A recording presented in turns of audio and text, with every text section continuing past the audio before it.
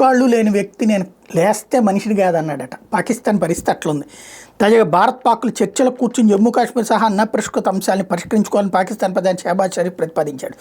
తమ సైనికులు కృతజ్ఞతలు తెలిపేందుకు పాటించిన ఎంఏ తలక్కర్ ముగింపు సందర్భంగా శుక్రవారం రాత్రి ఇస్లామాబాద్లో నిర్వహించిన కార్యక్రమంలో మాట్లాడారు. భారత్ పాకిస్తాన్ ఇప్పటివరకు 3 యుద్ధాలు చేసే కానీ ఏమీ సాధించలేకపోయి ప్రశాంతంగా చర్చలు కూర్చుని అన్నింటినీ పరిష్కరించుకోవాలని ఈ పాఠం మనకు చెప్తోంది. ముందు శాంతి నెలకొంటే అప్పుడు ఉగ్రవాదాన్ని ఎదుర్కోవడంలోనూ సహకరించుకోవచ్చు అని చెప్పారు. కృతజ్ఞతా దినం సందర్భంగా ఇస్లామాబాద్లో 31 సార్లు, ప్రావిన్సుల రాజధానిలో 21 సార్లు గాలిలో కాల్పులు జరిపి సెల్యూట్ చేశారు. ప్రత్యేక ప్రార్థనలు, ర్యాలీలతో సైనిక దళాలకు సంఘీభావం ప్రకటించారు. తమ శాంతి కాముక దేశమైన స్వీరక్షణకు తగినట్టు స్పందించే హక్కుందని షహబాజ్ అన్నారు. భారత్కి ధీటుగా జవాబిచ్చి పాక్ సైనిక చరిత్రలో స్వర్ణాధ్యాయాన్ని లిఖించారని కొనియాడారు. భారత్ పాకిస్తాన్ల మధ్య అపరిష్కృత వివాదాస్పద అంశాలపై సమగ్ర చర్చలు జరుపుదామని పాక్ విదేశాంగ మంత్రి ఉపప్రధాని ఇషాందార్ ప్రతిపాదించాడు.